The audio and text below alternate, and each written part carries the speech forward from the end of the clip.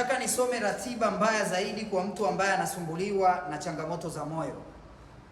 Ratiba ya kwanza, unaamka asubuhi, unaanza kula vitu vya kukaanga na mafuta unayotumia yanaitwa omega 6.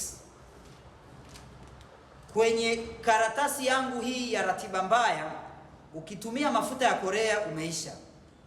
Ratiba mbaya zaidi ni kwamba unaamka bila kuswali au hausali.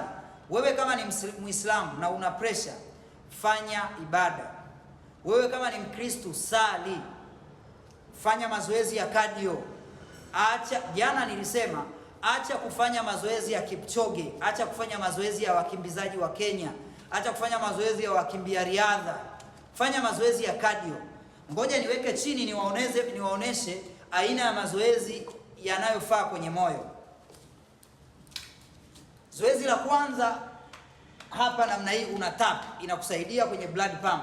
Hii ni mara 20, then unaenda mara 20, alafu unafanya namna hii. Hizi ni cardio exercise.